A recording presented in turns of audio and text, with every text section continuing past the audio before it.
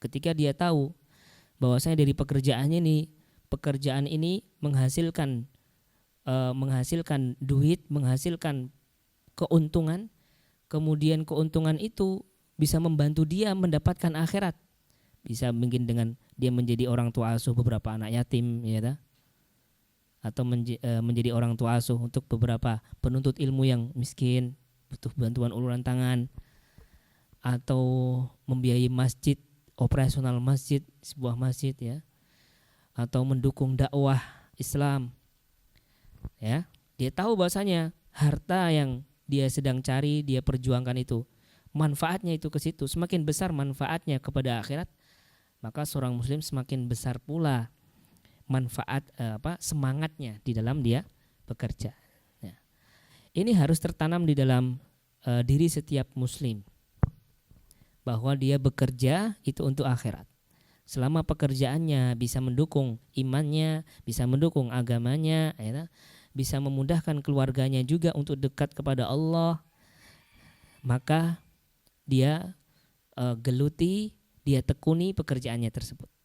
Tapi kalau dia sebuah pekerjaan justru menjadikan dia itu lupa dari Allah, jauh dari Allah, lupa akhirat, maka dia jauhi.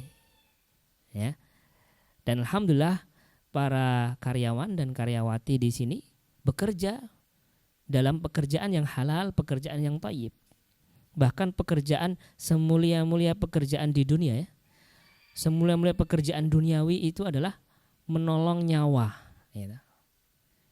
Makanya para ulama seperti Syekhul Islam Ibnu Taimiyah mengatakan ilmu duniawi yang paling mulia itu adalah ilmu kedokteran dan hal-hal yang berkaitan dengannya, gitu.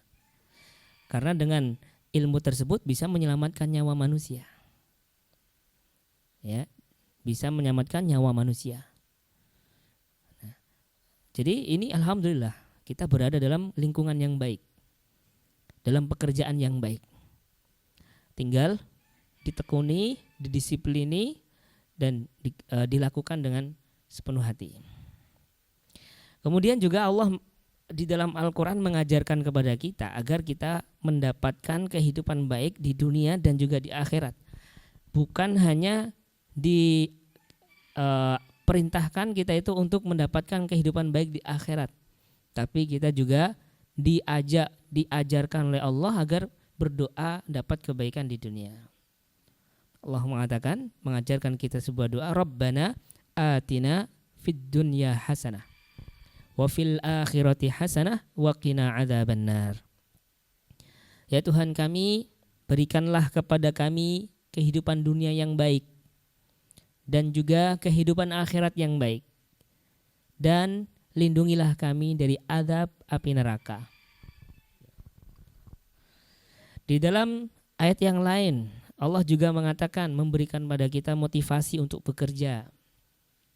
Dalam surat Al-Jum'ah ayat 10 Allah mengatakan, فَإِذَا قُضِيَتِ الصَّلَاةُ فَانْتَشِرُوا فِي الْأَرْضِ وَابْتَغُوا مِنْ فَضْلِ اللَّهِ.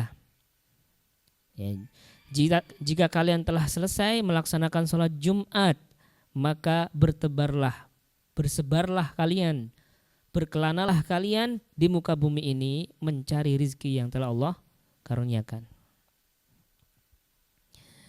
Kemudian juga para nabi yang menjadi panutan kita, para nabi orang-orang yang paling bertakwa, paling saleh, paling ingat akhirat, ternyata mereka juga bekerja di dunia ini. Bukan orang-orang yang hanya berdiam diri di masjid, membaca Al-Quran, sholat, berzikir, ya. Ternyata mereka bukan orang yang seperti itu. Tapi mereka ibadahnya kenceng, namun ya di samping itu mereka juga tidak melupakan nasibnya di dunia. Karena tidak dipungkiri bahwa kita hidup di dunia ini juga perlu penunjang-penunjang agar kita bisa berkelanjutan hidup di dunia ini. Kemudian kita makin banyak waktu untuk beribadah kepada Allah SWT. Makin banyak kekuatan kita untuk bisa beribadah kepada Allah SWT. Nah, contohnya seperti Nabi Daud, ya. Allah ceritakan tentang pekerjaan Nabi Daud. Wa alanna lahul hadid. Allah lembutkan, Allah jinakkan kepada Nabi Daud itu besi. Ani'mal sabighatin wa qaddir fir sardi. Agar kata Allah, buatlah ani'mal ya. Buatlah wahai Daud baju-baju perang dengan anyaman-anyaman yang kuat yang terbuat dari besi. Wa'malu salihah, dan beribadahlah ataupun beramal salehlah kamu. Inni bima ta'maluna basir. Sesungguhnya aku mengetahui apa yang kamu lakukan. Ya, jadi di antara pekerjaan Nabi Daud itu adalah pandai besi ya. Membuat baju perang yang terbuat dari besi. Nah, inilah para nabi ya. Kemudian para hadirin dan juga hadirat yang kami banggakan, Nabi kita SAW di dalam banyak hadis memberikan kepada kita juga motivasi agar kita ini giat dalam bekerja di dunia ini. Contohnya di dalam hadis riwayat Bukhari dari sahabat Miqdam bin Ma'di Kariba, Rasulullah SAW mengatakan, ma akala ahadun ta'aman qattun khairan min an ya'kula min amali yadihi. Wa inna nabiyallahi Dawud alaihi salam kana ya'kulu min amali yadihi. Tidak ada makanan yang lebih baik dimakan oleh seseorang kecuali makanan yang dia hasilkan, yang dia dapatkan dari pekerjaan dia sendiri, bukan hasil dari minta-minta. Makanan yang dia dapatkan dari keringatnya sendiri, dari perjuangannya sendiri. Wa inna nabiyallahi Dawud, dan ketahuilah sesungguhnya Nabi Daud itu makan dari tangannya sendiri atau dari pekerjaannya sendiri. Nah. Kemudian juga Nabi SAW juga menceritakan tentang pekerjaan para nabi. Ya, seluruh nabi itu kata Nabi SAW pekerjaannya adalah mengembala kambing. Di dalam hadis Abu Hurairah Nabi mengatakan, ma ba'athallahu nabiyyan illa ra'al ghanam. Tidaklah Allah utus orang pun nabi melainkan dia dipekerjakan untuk mengembala kambing. Kemudian para sahabat bertanya, wa anta, apakah anda juga seperti itu ya Rasulullah? Rasulullah SAW mengatakan, na'am, iya. Kuntu ar'aha ala qararita li ahli Makkah. Dulu waktu masih di Mekah, aku mengembalakan kambing-kambingnya penduduk Makkah. Ya, mengembalakan kambing di lembah-lembah di Makkah. Jadi para nabi juga bekerja. Pekerjaan seluruh nabi disebutkan di dalam sabda Nabi ini adalah semuanya mengembala kambing.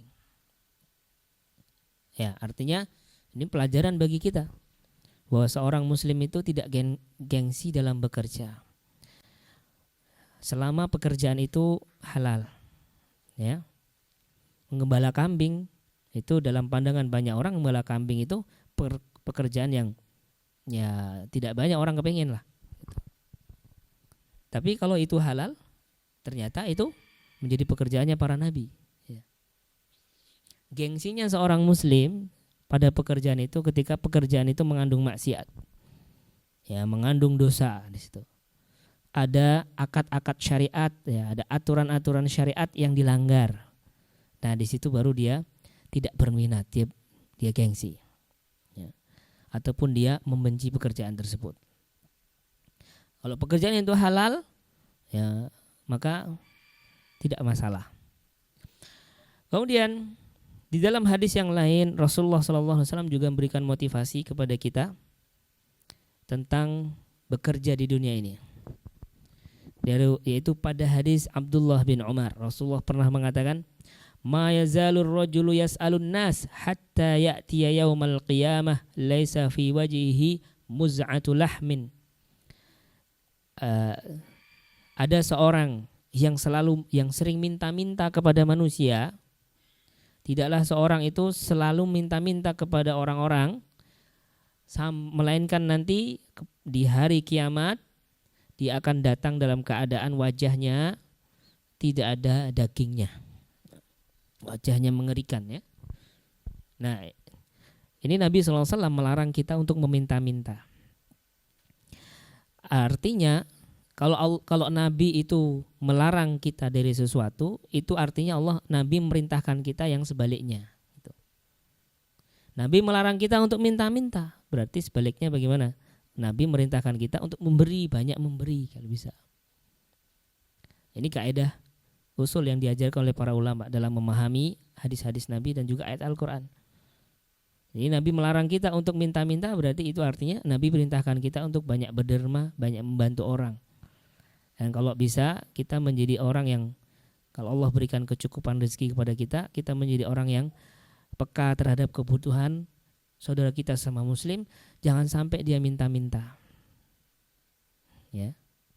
Betapa banyak saudara kita kaum muslimin yang di rumah mereka banyak kebutuhan, tapi disembunyikan di dalam rumah mereka, tidak sampai keluar rumah mereka.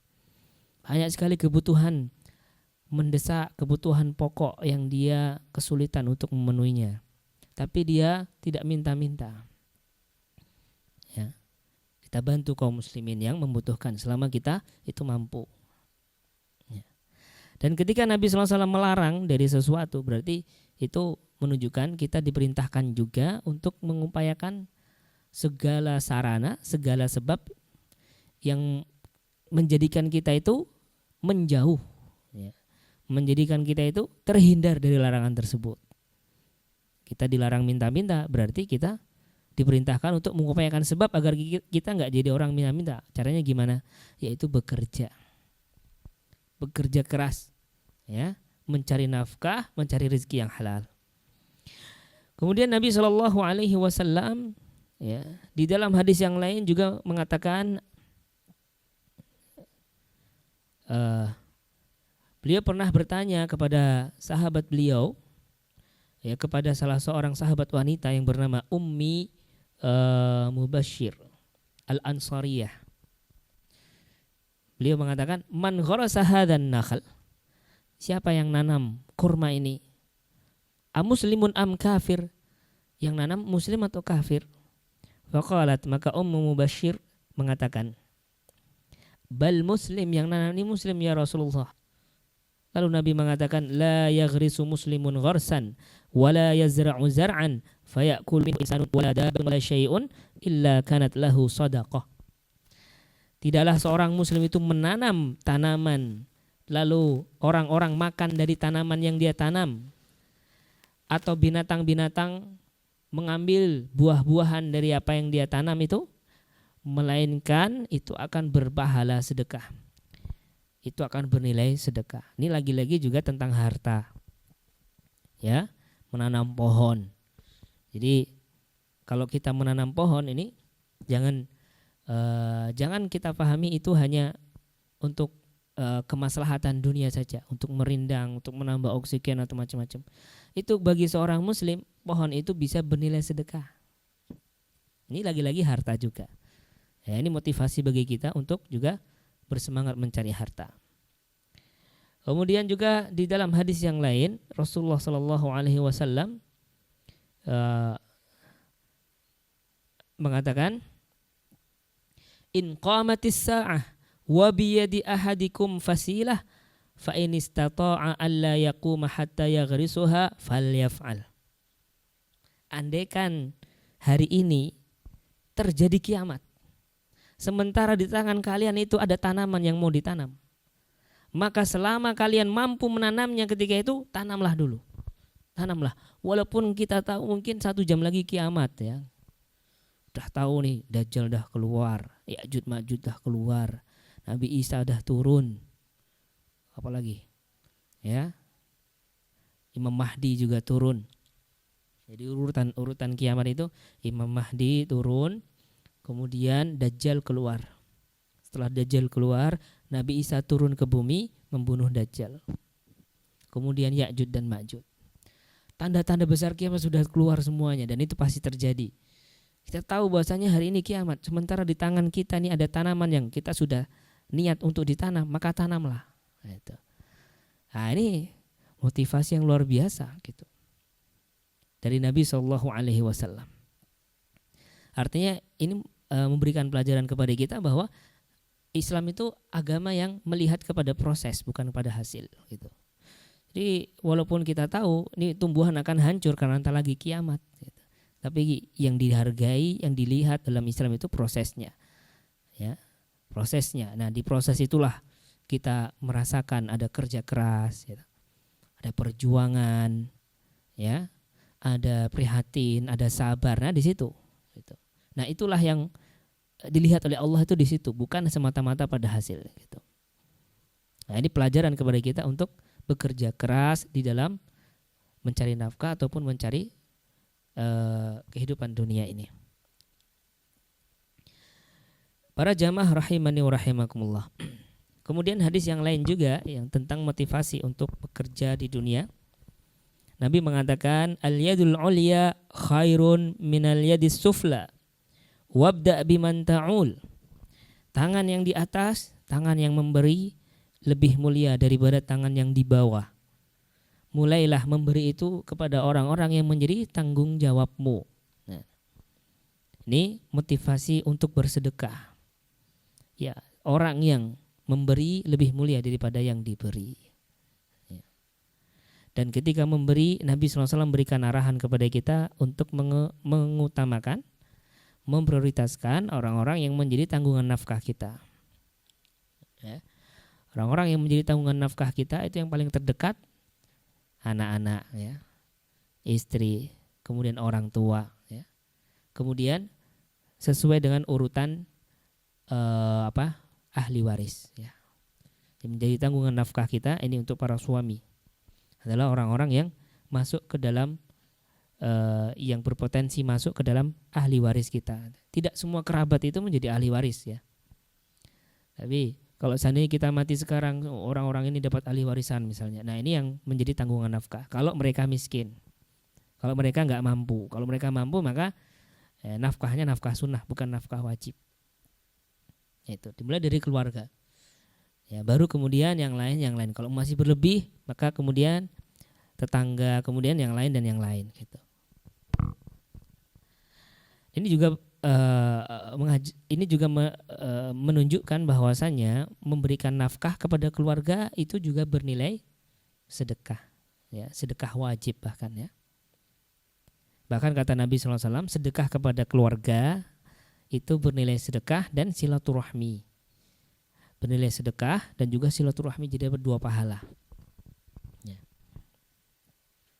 Inilah beberapa hadis para jamaah sekalian yang mengajarkan kepada kita, yang memberikan kepada kita motivasi untuk giat dan semangat di dalam bekerja. Lalu kemudian kami akan nukilkan atau akan sampaikan beberapa nasihat dari para salaf, ya, tentang motivasi bekerja ini. Yang pertama dari Umar bin Khattab radhiyallahu an. Beliau mengatakan, la yaq'udanna ahadukum an talabir rizqi wa huwa yaqul Allahumma rzuqni wa qad alima anna as-samaa'a la tumtiru dhahaban wala fiddatan. Jangan sampai ada di antara kalian yang enak-enak duduk, ya, tidak mau kerja. Kemudian dia berdoa, ya Allah berikanlah aku rezeki. Ya Allah berikanlah aku rezeki. Padahal dia tahu langit itu tidak akan hujan emas dan tidak akan hujan perak. Orang yang seperti itu dicela oleh Umar bin Khattab radhiyallahu anhu. Orang yang nganggur, ya,